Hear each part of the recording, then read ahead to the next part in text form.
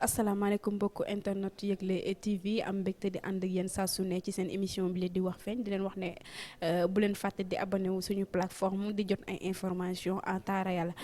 tey nag wax feeñ dafa dem ci beneen tournure ndax boobaak léegi ñu ngi waxtaanee histoire bi nga xamante ne conflit bi nga xamante ne moo am foofu ca diggante Russie Ukraine Europe États-Unis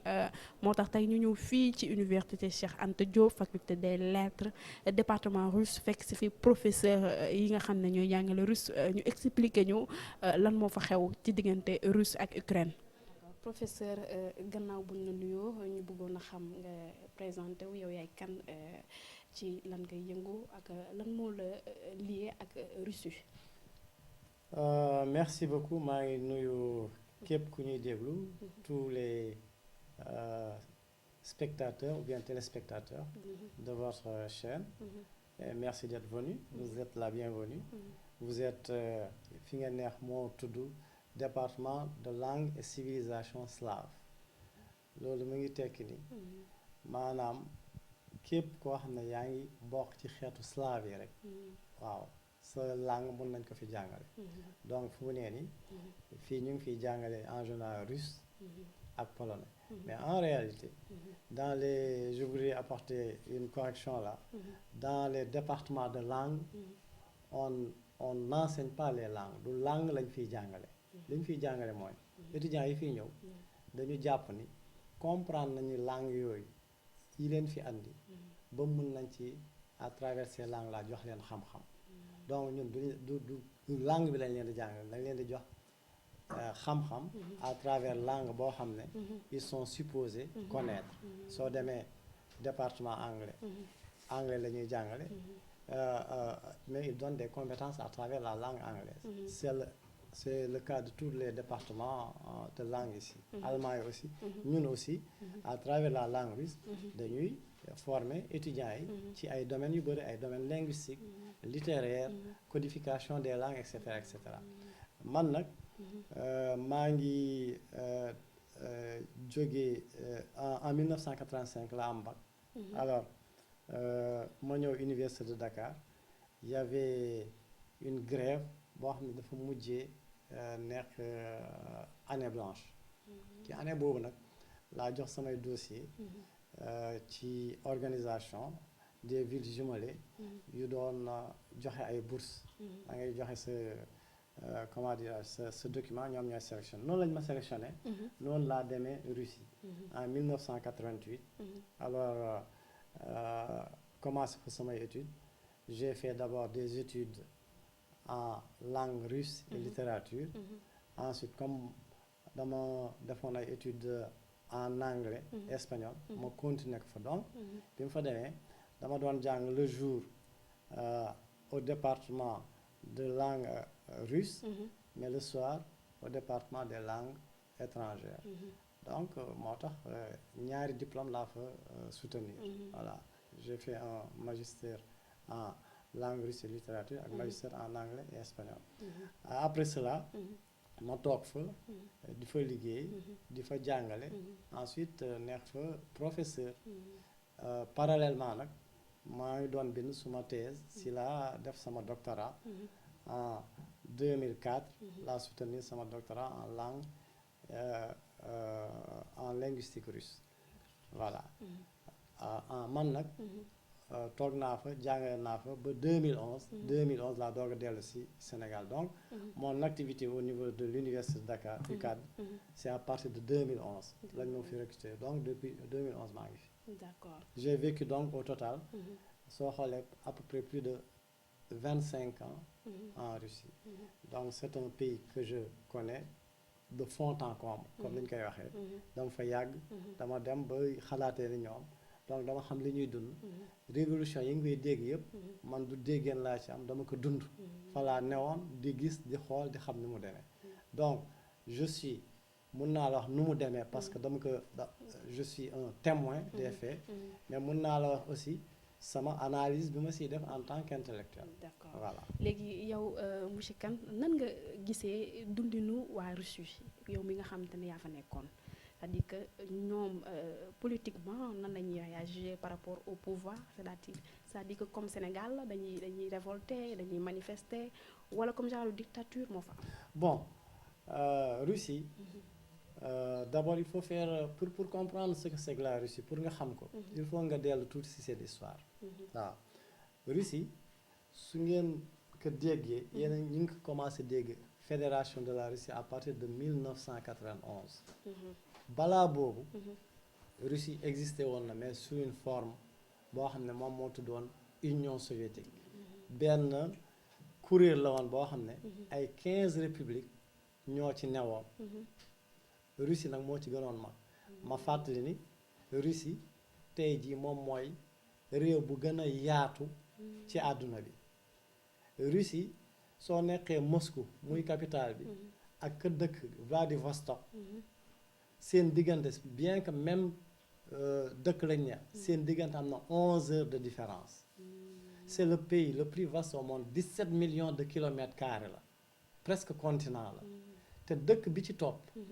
muy Canada. amul sax 10 millions de kilomètres carrés donc la Russie c'est énorme c'est maanaam weesu na mënoo ko sax tuddee dëkk continent la. alors continent boobu. moo nekkoon téewoon na kuréel yi nga xam ne ni moo tuddoon Union soviétique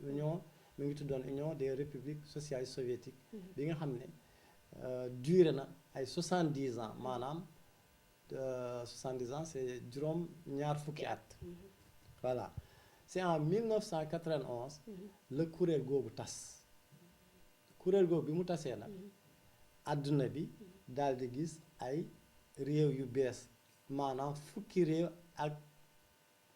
juróom. yu bees feeñ ci dëkk bi ci àdduna bi parce que ñoom ñoo nekkoon ci kuréel léegi ku ne jël sa indépendance. à part Russie. à part voilà fukki dëkk ak. voilà donc comme Russie. moom moo yoroon kuréel gi. moom moo doon bopp kuréel gi. bi mbiri tasee. ku ne daa dem yoonam. Russie des. alors donc bi Russie desee donc y a eu 14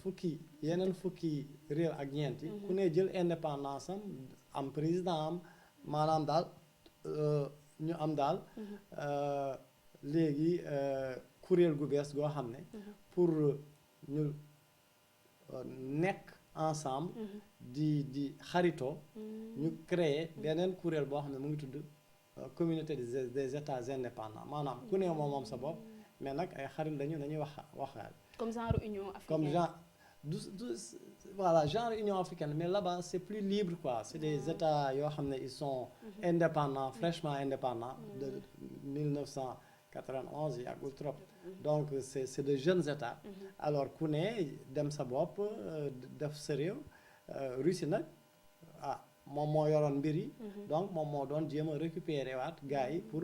dajaloo ñu bañ a tas. complètement bien que tas nañu ku ne léegi état la. mais nag nañu toog dégloo jàppoo ci yenn yi. si la ñu créé kuréel boobu ma lay wax. communauté des états indépendants. parmi lesquels Ukraine bii ngay dégg ci membre fondateur yi la bokk. voilà noonu. la ñu commencé di dégg. à partir de 1991. dëkk bu tudd fédération de la Russie. c'est à partir de ce moment-là que la dëkk boobu état bu bees. boo xam ne moo tuddoon Union soviétique léegi tudd fédération de la Russie. ak nag yeneen kuréel yeneen dëkk yoo xam ne ils sont au nombre de 14. ku ne jël sa indépendance ci ñooñu ci la Ukraine ci la bokk. Biélorussie Géorgie ak daal ay dëkk yu bëri Ouzbékistan. dëkk yu bëri daal yu bokkoon ci kuréel gi. léegi ku ne moom sa bopp. waaw léegi kon histoire boobu moom ñoom seen conflit kañ la commencé ci moment boobu wala. alors après léegi pour foofu aussi il faut ma dugg tuuti ci histoire. il faut comprendre que. depuis le 10e siècle. 10e siècle xaw nga lu ñu koy waxee ci wolof. 10e siècle maanaam. 10e siècle maanaam aujourd'hui on est en 2022. léegi soo ci génnee junni at. waaw donc junni at ci ginnaaw. Russie. amuñu woon état comme d'ailleurs Europe yëpp dëkk yu bari du woon ay état. ay tribu la ñu woon yu dajaloo. ñu toog ba ci yàgg nag et décider dajaloo pour nekk état donc premier état russe bi ngay dégg c'est euh, au 10e siècle entre le 9e et le 10e siècle lañ ko créé te état boobu ñu créé woon capitalam mooy capitalu Ukraine tey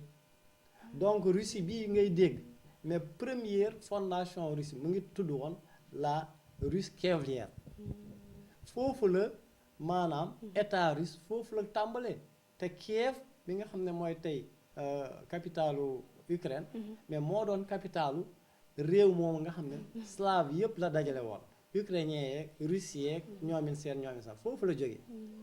donc ñu dem ba 1922 la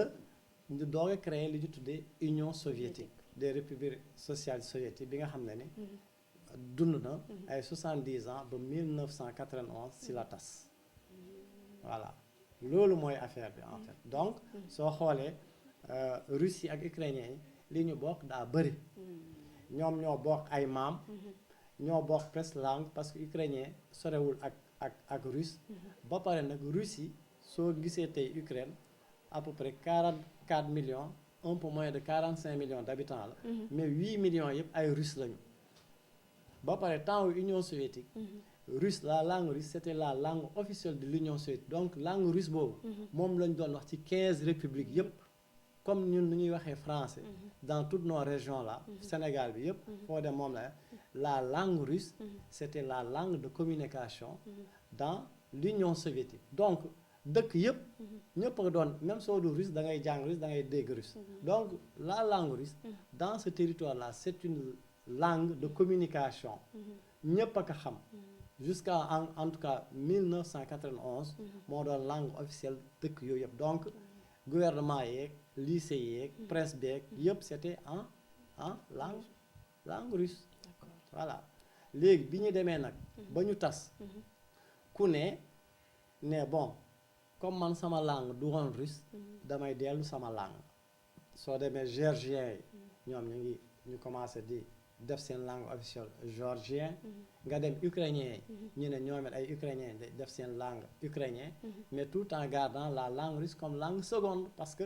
langue la boo xam ne toute l'élite intellectuelle si lañ leen formé te seen lépp c'est en russe en fait voilà donc la langue dominante dans ces états-là c'était la langue russe ñëpp a ko xam Russes yi xamuñu seen langue mais ñoom xam nañu seen langue yëpp nga jël Ukraine bi ukrainien boo gis en tout cas ba 1991 dafa doon làkk russe moom lañ cinquantement nag ay Russes yoo xam ne fa lañ bokk c'est ça la réalité en fait linguistique de cet espace-là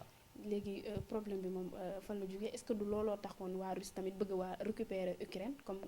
lépp Ukraine ñoom ñoo ko bokk donc xam nga wax ni Russie dafa bëgg a récupérer Ukraine mais su ko bëggoon récupérer du ko bàyyi mu dem d'abord d'accord Ukraine c'est un État souverain comme la Russie et ils ont vécu ensemble depuis l'éclatement jusqu'en 2005 dans de bonnes relations, dans des relations correctes. Donc il faut se poser la question. Donc tëbuñu rek soo gisee rek conflit am seen diggante. Cela veut dire am na lu xew am na ay causes parce que ñoom ils étaient dans de bonnes relations amicales et c'est des pays frontaliers yoo xam ne ñoom ñoo bokk nu mu dadi frontière ba pare seen peuple yi benn la parce que ville yi féete yi nekk booru frontière russe yëpp mais russe la ñuy làkk daa mel ni ñun a Gambie c'est le même peuple léegi nag soo duggee peut-être xuusee ba ci biir Ukraine ngay gis ay ukrainiens yoo xam ne dañuy làkk ukrainien mais même ukrainiens yooyu dañ doon làkk russe voilà c'est ça la vérité en fait géolinguistique disons de ce qui là léegi nga ne kon fu histoire bi jógee problème bi conflit bi c'est très simple alors Russie tout juste après l'éclatement d'ailleurs éclatement bi tey ji Russie dañ lay wax ni américains yi ak occidentaux yi ñoo ne ci ginnaaw waaw officiellement Poutine loolu la gëm Russes yu bëri loolu la ñu gëm les anciens communistes moom la ñu gëm que daa am ñu ne ci ginnaaw américains yi ils nomment américains yi les occidentaux en général ñoom ñoo tax ba seen kuréel googu tas alors bi kuréel googu tasee li ñu remarqué mooy américains yi dañoo dem commencé di jéem a am ay zones d'influence autour de ces avec ces anciennes républiques yoo xam ne ñoo wër Russie nag alors loolu politique boobu américains yi ñu ngi ko commencé concrétiser en 2000 lañ njëkk a dem di créer ay révolutions on les appelait les révolutions orange da ngay toog ba ci àgg ay kuréel jóg commencé protester di def ay marches et cetera def noonu ba daaneel président daaneel gouvernement et cetera et aujourd'hui les faits montrent que y a des ONG américains mais ñoom ñoo doon financer tous ces mouvements là alors ça en Russie dafa moment boobu c'est pas en Russie aux alentours de la Russie je vous parle des ex pays yoo xam ne léegi moom lañ seen bopp léegi comme Russie pour maanaam jaxase Russie noonu laa ko mën waxee américains dañu dem commencé di jéem a influencer yeneen dëkk yooyu ñu jéem fa di fa organiser donc dëkk bi ñu njëkk a organiser d'ailleurs seen révolution boobu c'est la Géorgie gars yi toog nañ ba ci yàgg commencé def ay marche def noonu ba daaneel président ba andi fa nag président boo xam ne pro-américain la voilà bu tudd Saakashvili waaw Saakashvili ñëw fa gars yi américains yi ngemb ko mu am doole nekk président dëkk boobu daa bi mais avec une politique anti-russe nag d'accord ñuy xatal Russie seen biir langue russe ñu génnee ko fa et cetera une politique daal xénophobe dirigée contre la Russie donc état boobu moom moo njëkk am révolution boobu avant après Serbie gis ngeen bi fa maanaam président ba fa njëkkoon neex mais gars yi les Américains à la tête des Occidentaux mais dañoo dem daaneel dëkk boobu bombardé dëkk boobu comme tey jii ñu ngi naan Russie mi ngi bombardé mais ils ont fait la même chose ils ont bombardé un état indépendant qui s'appelle la Serbie ba pare jël maanaam seeni suuf jox ko beneen peuple yoo xam ne ay émigré lañ fa woon ñooñu créé état ci biir Serbie bu tudd tey Kosovo ay albanais la yoo xam ne dañu ñëwoon en Serbie dëkk fa ba bëre fa ñu dem alors toog ba ci ak ne ñoom dañuy créer seen état parce que gouvernement Serbie bi daal wóolootuñ ko américains yi jàppal leen si bombardé dëkk boobu jox leen ñoom ba tey ji y a un état qui s'appelle Kosovo bi nekk ci biir Serbie alors léegi la même politique d'influence parce que nag il faut savoir que États-Unis li muy neex puissance nucléaire yëpp gënul neex puissance nucléaire que la Russie on dit que première puissance militaire c'est les États-Unis deuxième c'est la Russie moi je pense que il faut les mettre au même pied d'égalité lu américains yi mën ci ci puissance nucléaire rek Russie am nañ ko suñ ko ëppalewul donc ñooñu rek ñoo mën a taxaw ci àdduna bi américains yi ne waaw ñoom ñu ne déet c'est les seuls ñooñu nag suñu waay doo leen bàyyi ñu féex donc américains yi seen politique d'influence boobu dañ ko commencé di ko def foofu donc wax naa la Georgie la njëkk a giyee ñu teg fa benn président boo xam ne américain la d'ailleurs temps fu mu nee nii georgiens yi dañ koy weddi ba après il a cessé d'être président ba pare nekk dem nag Ukraine nekk fa président honoraire dans un autre gouvernement boo xam ne pro-américain encore donc kooku dafa dellu fu mu nee ni ñu ngi koy juger géorgien yi ko defoon président ñu ngi jàpp nañ ko ñu ngi koy juger donc il y a une politique d'influence des États-Unis autour aux frontières de la Russie nag yàgg nañ leen àttu nee nañ leen su ngeen bëggee jàmm am dem leen fu ne teg leen seen arme fu ne mais pas suñu frontière ñun daal suñu frontière ñun wóoluwuñu leen fa su ngeen fa ñëwee daal suñu waay vraiment de ñun suñu xel du daal te dina tey ensuite ñun dañoo comprendre ñun Russie pourquoi ngeen am OTAN ba tey ji au 21e siècle nee nañ leen OTAN ñu ngi ko créé woon bi ñu nekkee ñaari bloc xam nga àdduna bi dañ ko séparé woon en 2 wala 3 blocs y avait le bloc des occidentaux hein seen ñu créé seen organisation militaire bu tudd OTAN et y avait le bloc nag des socialistes boo xam ne Russie Union soviétique moo ko jiite woon mu tudd pacte de Varsovie ñooñu 91 bi Union soviétique éclaté ñoom it la ñu bàyyi seen organisation boobu ku ne dem sa yoon donc Russie nee nañ yéen seen OTAN boobu armée mais c'est contre qui contre pacte de Varsovie la woon léegi pacte de Varsovie amul mais pourquoi vous continuez à vous rassembler à créer benn union boo xam ne da ngeen def ay base fu ne ci kii bi ça dalul suñu xel de toute façon seen organisation la mais bu mu ñëw suñu alan territoire donc c'était ça l'inquiétude des Russes te Russie musuñu ko nëbb dañ ko mus a wax mais loolu teewul américains yi continuer seen influence autour des États qui sont aux alentours de la Russie noonu nag ñu def ko ba dugg aussi Ukraine. D'accord est-ce que du kon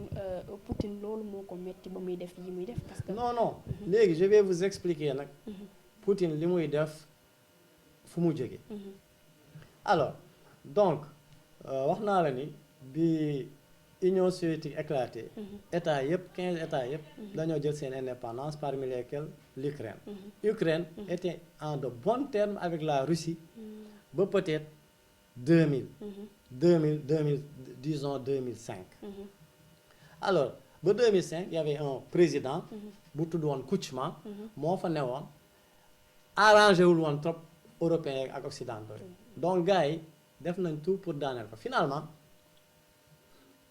organiser nañu ay élections dans ces élections là il y avait 2 candidats kenn ki c'est un pro-russe keneen ki c'est un pro-européen alors qu'est-ce qui s'est passé donc ñu dem élection en 2004 pro-russe bi gagné ne élection yi daal dañ kaa truqué ñoom d'accord ñu ci résultat yi noonu ñu daw négocier ba waa ji ne ok d'accord na nañu organiser waat ay élection ñu organiser waat ay élection naturellement le pro-américain gagné alors pro-américain boobu nan la gagné mooy bi ñu defee élection yi mu perte officiellement dañu organiser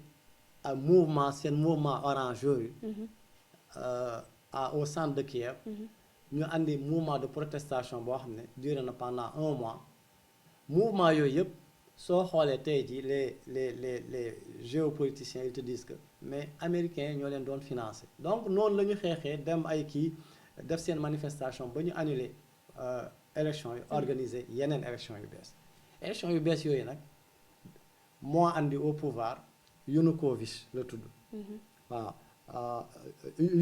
Viktor Yushchenko la tudd autant pour moi alors Yushchenko nag son opposant aux élections moo tudd Yanukovych donc il y a deux prétendants au pouvoir donc première élection yi Yanukovych moo ko gagné woon gars yi def seen manifestation yooyu ba ñu def élection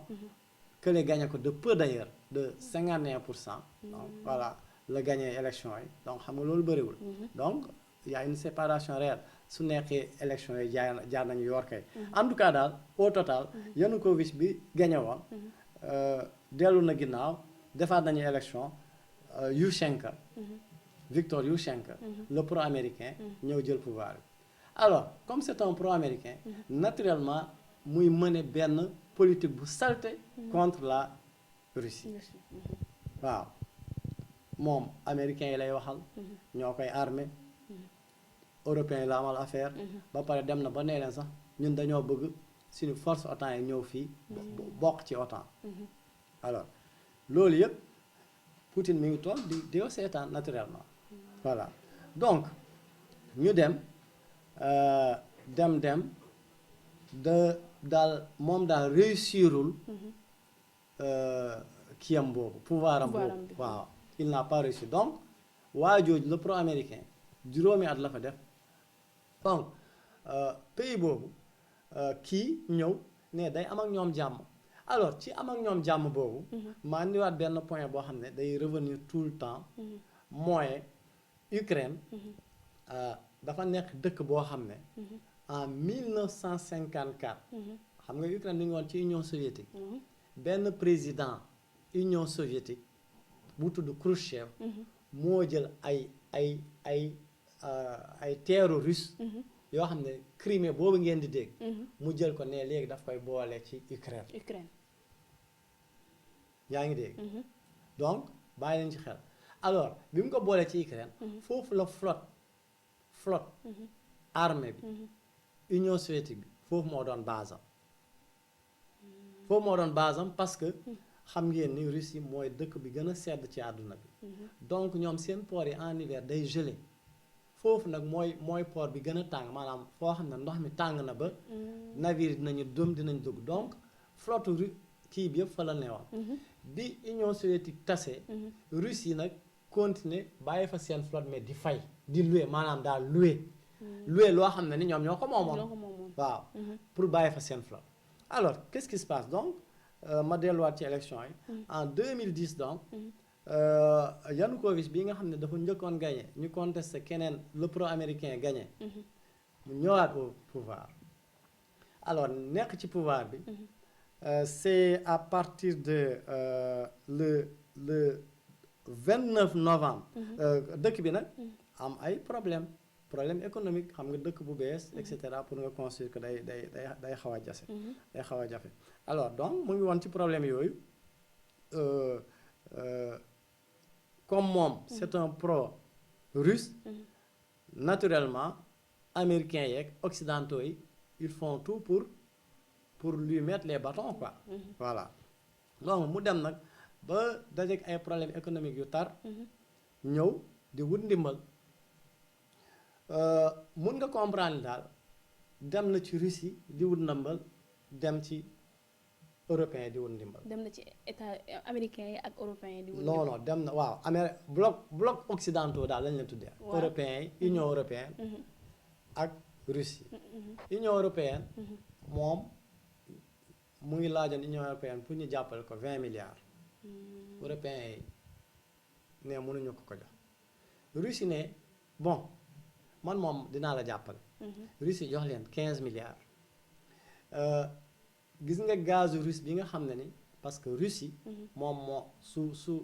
su tëjee gazam. européens yu bëri duñu ndékki parce que moom moo leen di jaay gaz. alors gaz boobu muy jaay. territoire Ukraine lay jaar. donc Russie dañuy fay pour le transit de ce gaz là boo xam ne Europe lay dem mooy gazoduc boobu ngay dégg. ce gazoduc là il passe par. l'Ukraine pour aller vers l'Europe pour alimenter pour jox waa européens yi daal maanaam gaz. te ñoom Russie dañuy fay Ukraine. Russie transit boobu ñu def dañuy fay Ukraine alors pour jàppale Ukraine. Vladimir Poutine ne. yow dinaa la gën a fay pour sa transit de gaz ba pare dinaa la wàññil gaz bi ma lay jaay. dinaa la ko wàññil ba nga gis ci sa bopp ba pare dinaa tijji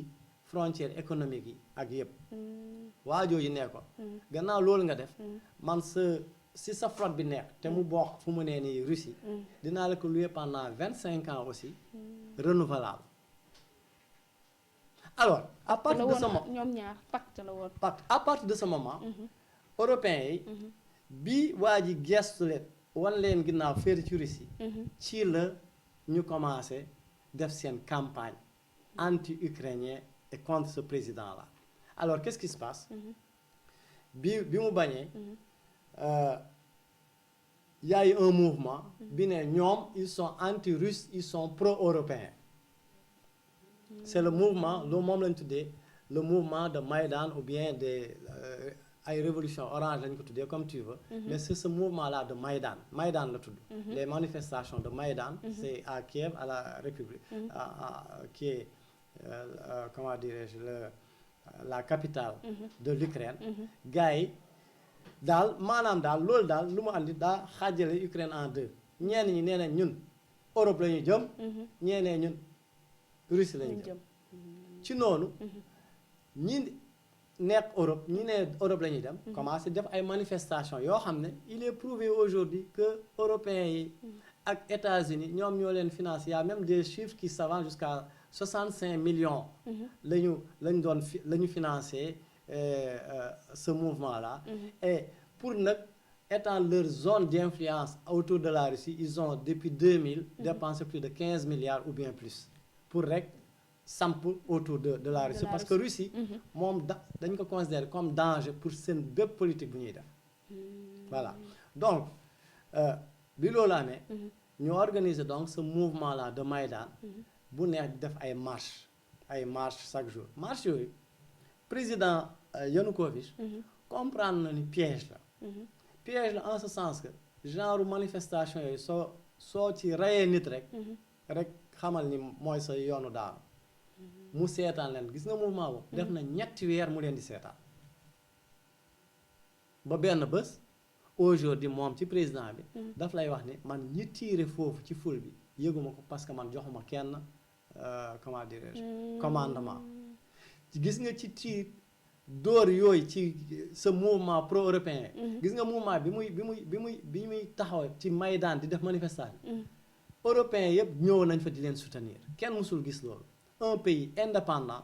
un président démocratiquement élu européens yi di ñëw di soutenir ay mouvement pour daaneel ko alors mu dem après cette fusillade il y a eu plus de 80 morts waa ji fa la jaar daanu alors bi mu daanoo fii nag le vrai problème ukrainien ak Russie commencé li leen di wax ne ay gars yooyu dañu yeew rek non qu'est-ce qui s'est passé les républiques yi nga xam ne ni ñu ngi booru Russie ci frontière russe bi ne ñoom bëgguñu Europe ñun kat Russie mooy suñu yaay mooy suñu baay su ngeen demee Europe ñun fa lañ jëm d'ailleurs on demande notre indépendance alors les deux républiques yi ci gën a am doole mooy la république de cette zone ça s'appelle Donbass c'est des républiques russes lañ fay lax et cetera président ukrainien pro-américain bi mu fi ñëwee daf leen xatal ne seen langue sax dootul xatal leen ci lépp daal voilà ci lépp loo xam ne day russe daal daf ko c'était un anti-russe alors ñooñu ne gannaaw nii la demee mais ñun aussi bëgguñu dem Europe kenn duñu forcer dem Europe comme da ngeen dem Europe yéen dem leen ñun ngeen bàyyi ñun russe la ñuy amal affaire d'ailleurs on demande notre indépendance bi ñu ne dañuy demander seen indépendance ci le pouvoir ukrainien bi yónnee fa ay armée ñu commencé di leen bombarder di xeex ak ñoom naturellement Russie nu muy def da leen di soutenir jàppal leen armé leen su dul woon Russie ñooñu jaxase nañ leen bu yàgg Russie à cause de la Russie moom moo tax tey ba république yooyu existé ba tey mais bi affaire boobu amee séparation yeeg ak am gars yi ne Poutine a tout de suite compris que gouvernement bi nar a ñëw ce sera un gouvernement pro-européen parce que kii daaneel nañ ko ba pare c'est un danger pour lui comme flottam bi fi mu nekk foofu biir ukrainien la mais mu ne kon man lii wóoratul ñii suñu ñëwee mun nañ ma ne léegi yow sa flotte dootu fi nekk ba pare andi fa nag américains yi tiim ma kon moom mësta intervenir ci affaire politique ukrainien da doon seetaan dafa doon seetaan mais soutenir na quand même le pro-russe le pro-russe waaw mooy moment boobu ma la ki bëgg a russe kay mais daf lay jàppale jox na ko xaalis jox na ko kii na ko d'ailleurs waa ji bi mu daanoo fa la daw laqatu ji t'as vu donc bi affaire yi commencé éclater xam nga Vladimir Poutine c'est un ancien espion du KGB day jiitu gars yi ci loo xam ne ñu ngi koy xalaat alors bi mu xalaatee ni lii danger la pour Russie état bi kat su fi beneen président ñëwee ne sama flotte bi dootuñu lee dañuy jël seen flotte mais américains lañ fay teg ñu ñëw nag tiim ma ils vont me prendre en otage Poutine sans avoir ouvert un seul coup de feu sans tirer kenn dem na encercler dëkk boobu ñuy wax Crimée ba pare organiser leen nag nee leen yéen est-ce que bëgg ngeen yéen kat Russie ngeen dëkkoon est-ce que bëgg ngeen fa dellu il a organisé un référendum à 95% waa Crimée ne ñoom dañuy dellu Russie donc c'est pas une annexion moom la kii Russie européen américain di wax ni c'est une annexion. kon kay Poutine n'est pas un dictateur. mais ban dictateur en dehors de cela mais Poutine dans son pays mais il y a 7 partis politiques qui sont représentés au Parlement russe day wax gars yi di ko teggi donc comme c'est l'ogre à abattre alors mais gars yi dañu jël def ko dictateur pourquoi ñu def ko dictateur Poutine dafa ñëw bi mu ñëwee Union soviétique 2000 la ñëw au pouvoir dafa fekk dëkk bi jaxasoo mu yëkkatiwaat ko joxe xaalis bi bëri dund bi neex arme bi gën a formidable donc il était populaire dans son pays mu def ñaari mandat xam nga dictateur du def ñaari mandat dem déedéet mu def ñaari mandat bi muy def ñaari mandat bay dem il était toujours populaire nag mu ne man de maa ngi dem mais sama premier ministre bi wóolu naa ko su ngeen ko votalee daal ma ànd ak moom ñu votel waajur mu nekk président mu jël Poutine def ko premier ministre léegi kooku dawal juróomi at ñu defaat ay élection Poutine présenté wu gagné donc occidentaux yi nañu wéy moom pouvoir bi moo koy manipuler c'est un dictateur mais c'est sàccul kiiwul dafa dem élection comme ni que européen di waxee dem élu démocratiquement mais il est élu démocratiquement bien que dem na dellu siwaat alors foofu lañ jël commencé ko di ko woowee nu nekk di ko woowee ni ne Satan ak et cetera et cetera et cetera alors donc ma delluwaat ci séparation donc bi ñu demee ba gars yi di guerre Poutine jàppale les républiques Donbass américains yi ñoom ñu ngi armé kii donc cette guerre il faut comprendre que c'est la Russie avec les Américains à travers cette guerre-là qui s'oppose c'est territoire ukrainien boobu maanaam jàppal ni daal américains yi ñoom ñoo utiliser ukrainiens yi ñuy xeex ak Russie à travers Russie kii jàppal kii jàppal kii léegi bi ñu demee ba affaire yi tàng ba waa Ukraine dañu fa dañu ñëw rek jaxase république yi jàll mais sottiwul comme gars yi dañu leen jàppale ñu dellu ginnaaw ne nañ toog dem nag def ay accords yoo xam ne mu ngi tuddoo accord de Minsk Minsk c'est la capitale de la négociation foofu lañ ko doon defee ñu signé ay kayit yu leer ba tey jii mënuñu fexe ba appliquer ko Poutine xaar na leen woo na leen su ne ba ñeer alors pendant ce temps-là il y a eu une accalmie guerre bi ils étaient dans une situation de ni guerre ni paix waaw république yi nee na ñoom ils sont indépendants kenn reconnaître leen même Poutine sax reconnaître wu leen mu ngi leen di jàppale mais reconnaître mu ngi toog rek di xaar gars yi def pas alors xaar nag parce que lii ça dure depuis 8 ans maintenant cette histoire-là xaar dem na ba gis na ni ukrainiens yi ñu ngi leen di armé ci période boobu ñu ngi armé occidentaux yi ñu ngi koy dugal arme di fa dugal lu ne di fa dugal xaalis ba pare dem ba république yi mu doon protéger république yi adressé wu à yu nekk Poutine ñun daal gars yi ñu ngi armé wu te si ñun lañ jëm d'ailleurs commencé na sax quoi si le Poutine décidé nag ne comme ñii li mu leen wax comprendre ñu ko waxtaan naa andi naa maanaam masla comprendre ñu je commence par reconnaître ces républiques là xam nga kooku amoon na il était dans les dispositions république yooyu li mu ko reconnaître matul une semaine ci la ne je reconnais désormais ces républiques là te comme c'est des kii frères je vais les défendre mu ne nag le danger ne peut venir que de l'Ukraine contre ces républiques-là et contre la Russie léegi man damay dem détruire tout l'arsenal militaire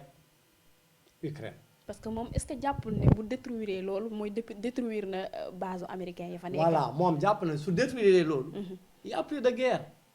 soo amul loo xeexee mais di nga bàyyi les pays Donbass ci jàmm te moom si boppam dina nekk ci jàmmam dina xolam dina dal que ñële su détruire seen base yëpp. d'abord moyen de pression la. parce que gars yi li ñu foogoon ne moom ñemewu ko. te américains yi di ko def te coow jubul. américains yi bombardé nañu Serbie. bombardé nañu Libye. bombardé nañu Irak dara jógul. mais moom te du seen sécurité parce que les américains ils mènent des guerres yoo xam ne du seen dëkku jaamur yi dañuy guerre kii nag moom daa tiim dëkkam. kon est-ce que moom da doon préparer boppam parce que day bañ américain nañu defoon mais ñu def ko day parce que ñoom ca nañ jëm parce que nee na moom dafa gëm ni cette Ukraine là du gage de sécurité pour kiyam lépp lu ñu bëgg a organiser mais fa lañ koy jaay su nekkee l'état qui est là-bas est pro-américain d'autant plus que état ya fa ne yëpp du fa ne mais bi daano ak bi ñëw yëpp américain la ñuy déglu lu leen wax fu leen wax xool leen fa la ñuy xool même le fils de Biden mais moom il est un propriétaire de beaucoup de sociétés gazières en Ukraine. Ah bon? Mais bien sûr. Donc il faut savoir ça. Léegi l'OTAN c'est un bloc boo xam ne ukrainien dañu ne nañ ñëw foofu Poutine ne leen loolu moom du fi amee OTAN moom xaw ma fu mu muñ doon mais samay frontière moom du bëgguma fa gis OTAN parce que OTAN présence am ci Ukraine dominé na Russie su Ukraine duggoon OTAN mooy américain mën nañ jël seen missile ñëw ba kii team Russie jubal ko xam nga loolu ko xel nangu ko comme wax naan naag def na nu ne sottiwul mu ne xaaral ma wan leen sama doole parce que gars yi dañ xëy na dañoo xam ne man aw ma doole loolu la démontrer moom lay démontrer actuellement ci monde bi dinaa leen ba pare jaay leen nag reewande parce que da leen naan gis ngeen ñële dinaa leen dóor ba pare yéen ñii may gis ku ci yëkkati baaraamam ma dugal la ci xeex bi xam nga kooku c'est délibéré daf ko def pour won leen ni moom daa am dooleem comme woona leen fu ne nanguñ ko woon léegi il va faire je m'en foutif ay intérêt daal fu mu ne dina fa kii donc l'objectif premier à mon avis c'était de détruire les bases mais d'ailleurs premier bombardement bi ay 75 la lay wax base militaire lañu bombardé ba pare dem ville boo xam ne Tchernobyl la tudd Tchernobyl benn dëkk la boo xam ne seen kii nucléaire yi fa lañ koy defee loolu la njëkk a occupé waaw pour xam nga kooku soo ko bombardé mais gaz toxique la boo xam ne mën na rey Europe yëpp donc ils ont eu l'humanisme de ne pas bombarder dañ dem occupé ko pour l'instant occupé ko ba pare di ko gérer parce que kii nucléaire la centrale nucléaire la ñoom ba pare ñu boole ci nag ci biir gestion bi ay militaires ukrainiens ne leen non bu leen dam kii ñoo leen ñu toog gérer ils gèrent ensemble. Ah bon? Ils gèrent ensemble avec des militaires ukrainiens qui apparemment se sont rendus du côté des Russes. Pourtant nit ñi dañu yaakaar ne nag moom dafa dem ba ci ukrainiens yi tiim leen di leen bundu xatal di leen malmené. loolu yëpp amul jël na daal ay armam nee na day désarmer Ukraine. waaw bombardement militaire mais nag lu ci kii xam nga guerre moom xam nga fu muy commencer xamul fu muy mujj waaw moo tax ak loo comprendre si tu as un pincement au cœur parce que arme moom rey rek lay andi waaw yàlla na li ñuy ñaan mooy yàlla na guerre bi gaaw a jeex parce que plus muy gaaw a jeex plus dégâts yi di gën a amenuiser wu ñi ñi bañ ci dee. Est-ce que mën nañu xaar Poutine tëj gazam? Ah gars yaa ngi koy teg ay pression économique ak ba sportif yi sax dugg nañ ci léegi àdduna bi yëpp ils veulent parce que c'est les États-Unis qui sont derrière ce monde-là qui dirigent ce monde-là fu di joxoñ fa la ñëpp di joxoñ donc tu ne peux pas comprendre même les organisations sportives dugg ci biir xeex bi. waaw tey fi mu ne bu guerre bi éclaté woon est-ce que Chine wala ku mel ni Corée mënul ñëw jàppale Russie. guerre bi commencé na kenn xamul fu mu jëm. guerre moom li ko commencé mun nga ko expliquer. fu mu jëm. kenn mënu la Russie seen bopp mënuñu la wax kañ la guerre bi di jeex. c'est ça le danger de toute guerre. waaw France moom lu ko ci yoonam ci mbirum. France lu ci yoonam. France est dans le cadre de l'Union européenne. D'accord mais du ñoom du expliquer naa la. lu tax ñuy jàppale Ukraine. expliquer naa la. toute l'Union européenne. soutient eh bien l'Ukraine parce que voilà parce que foofu mooy seen base d'influence. c'est un pays de 40 millions d'habitants. En même temps marché dañu am seen intérêt moo tax ñu koy soutenir c'est tout. léegi Allemagne mi nga xamante ne ñëpp ci lañ bokk gazu Russie bi moo ko doon moom la doon utiliser même Allemagne gisoo fu mu nee nii gaa yaa ngi naan dañuy tëj le SWIFT daal soo ko déggee mooy benn instrument de paiement la daal maanaam par exemple su Allemagne bëggee jënd gazu russe bi c'est par le SWIFT qui lui permet d'honorer voilà cet achat là léegi moo tax xam nga Allemagne du ñu nangu ñu kii SWIFT ba parce que dootuñu mun jënd gaz donc yooyu ay tiital la en attendant mais Vladimir Poutine c'est pas n'importe qui léegi muy def daf koy xalaat c'est pas un paranoïde dof boo xam ne day toog di wax day bomba day xalaat gis nga xamoon na ni day am ay sanctions mais yëpp daf leen pare waaye dafa pare fépp balaa moo attaqué kon instant bi psychologiquement sanction économique yi ñu koy def moom mën na ko gérer yëngalu ko sax parce que il faut se rappeler aussi sanction économique yooyu ñu ngi fi depuis 8 ans ñu ngi koy sanctionné depuis 2004 dañ ko commencé di sanctionné dañ ko commencé parce que les Européens considèrent que Poutine Crimée boobu mu def comment dirais-je référendum ba gars yi rattaché moom daf kaa nangu du kiyam occupation lañ ko tuddee alors pour le sanctionner depuis 8 ans la Russie est sous sanction lii du lu bees ci Russie de depuis 8 ans la Russie est sous sanction léegi nee nañ dañuy gën a dëgëral sanction yi loolu que la ñu ànd mais Poutine 8 ans ñu ngi koy sanctionné kay moom xam na ne su demee di bombarder gars yi loolu mooy seen arme mais kenn du ñëwee mukk attaqué ko. parce que léegi affaire problème mu gazoduc bi nga xamante ne affaire kii bi ñu war a jaarale ci géej gi dugg Allemagne nag. voilà donc nu mu tuddati xam nga pour nga jaay gaz. il faut nga am yoon amal ko yoon. yoon boobu. pour Russie Ukraine la woon. ci biir Ukraine la doon jaar pour desservir l'Europe en général. léegi avec tous ces menaces là d'abord européens yi ñoom ñu ngi xeex ñu ngi ut moyen de ne plus dépendre du gaz russe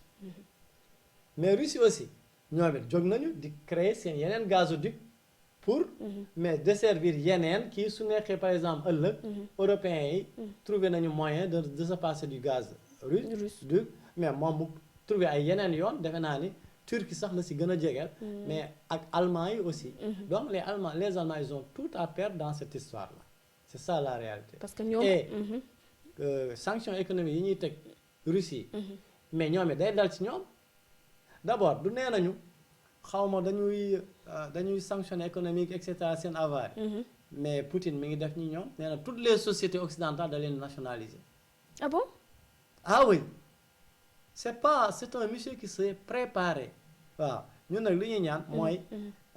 yàlla na ñi ñu jóg nag et j'appelle le président Macky Sall oui en tant il est le président de l'Union africaine ils n'ont qu'à jouer leur carte na fi jaar nag wane ñu am nañu njëriñ tuuti na dem il me semble qu'il a de bonnes relations avec Poutine mais na jóg soldat lam nag jéem a doxi jàmm c'est l'occasion pour man rêver pour mu joxe cette image là de l'Afrique qui n'est pas là toujours je sais pas en tant que spectateur koo xam ne moom gars yi rek ñooy résoudre moom mu toog tey jii mais ils sont bien placés pour eh bien proposer quand même rôle de médiateur ak fu mu ak lu mu fu muy mujj ak fu mu dul mujj yëpp ñoom seen ndam la voilà donc je sais pas si le président Macky Sall am na ay conseillers yu intelligent loolu lañ ko war a xelal jógal nga jéem a doxi jàmm parce que européens yi Poutine wóoluwul américains yi mais jóg leen nag ngeen wane seen bopp parce que africains yi kiiwul ak ñoom war nañu mën a dem en tant que am ñoom jàmm ni commencer di investir en Afrique et cetera donc mais dina leen déglu peut-être te moom sax est-ce que nekkul Mali russe kan si russe alors yaa ngi dugg ci beneen encore beneen problème le problème malien c'est que vous savez que le Mali a été est victime de li ma tuddee les conséquences des actes européens et américains d'accord les conséquences des actes européens et américains c'est quoi ñoom ñoo bombardé Libye Libye boo xam ne c'était un pays stable riche prospère ñi ñuy dund ak jàmm pour seen pétrole bi ñoo ko bombardé ba Libye léegi dootul état boobu nag nga xam ne ku ne mun na yor arme mais ñoom ñooy dugg si désert c'est ça les mouvements ñoom ñooy alimenter mouvement terroriste yi mouvement terroriste yi mais ñoom ñoo dem ba Mali donc ña andi mouvement terroriste yooyu ñoo ne dem Mali ne dañuy défendre Mali comme la France seen force de défense yooyu mais depuis 9 ans yéen a ngi fa gars yi gisuñu seen bopp mais am nañu droit ne woo ñeneen c'est dans ce cadre là que Maliens yi ne mais ñun wóolootuñu France ci li mu ñuy jàppale parce que jàppale boo xam ne su privé bu tudd Wagner c'est une force d'intervention russe boo xam ne russe yi ñoo ko créé alors ñoo dem foofu di leen jàppale c'est ça la réalité. kon ñoom daal seen politique Europe ak américain mooy dañuy ñëw indi affaire terroriste ba pare ñëw ne dañ lay soutenir dañ lay jàppale. loolu mooy politique soo xoolee tey jii c'est ça la politique américaine c'est ça la politique et les Européens les surpassés sont dans le même bloc militaire le mal aujourd'hui du monde déstabilisation boo gis tey jii nga jël Syrie nga jël Irak nga jël Iran bi nga xam ne mi ngi ci ay sanctions depuis xaw ma kañ nga jël Libye mais toujours il y a ces occidentaux là derrière qu'on le veuille ou non léegi nag comment on dit xaw ma deux poids deux mesures moo am ci dëkk àdduna bi américain mën nañ jóg bombarder ku leen neex dem ñëpp jàpp seen ñoom keneen ku ko def dictateur nga que léegi le dictateur numéro 1 au monde qui déstabilise le monde c'est Poutine alors que lui il ne sert qu'à se défendre soo xoolee en fin de compte objectif am yëpp mooy am défense am sécurité c'est ça en fait son objectif pour mu am sécurité moom dafa gëm ni il faut frontière am yi su waaye am sécurité ay voisins immédiats yi non waruñu nekk ay ennemis c'est ça la réalité l'autre camp nag fait exactement la même chose il faut tout pour créer ses ennemis autour donc yàlla ne guerre bi gaaw lu mu nu mu tëti takk lu mu gën a gaaw parce que moo ci jàmm la lépp xew d'accord ñu ngi lay jaajëfal monsieur Kane amoon mbégte fekk la fi leeral yi am na solo loolu. maa leen di remercier. d'accord lii lañ leen indiloon ci seen émission bi la di wax feeñ gis ngeen waxtaan nañu ak professeur bi nettali nañu wax ñu fi histoire bi jugee di am mbégte nag di leen jox dig daje ci yeneen di wax feeñ di leen jaajëfal lu bëree bëri di nuyu sama caméraman Amdi di leen wax beneen yoon ci yeneen di wax feeñ.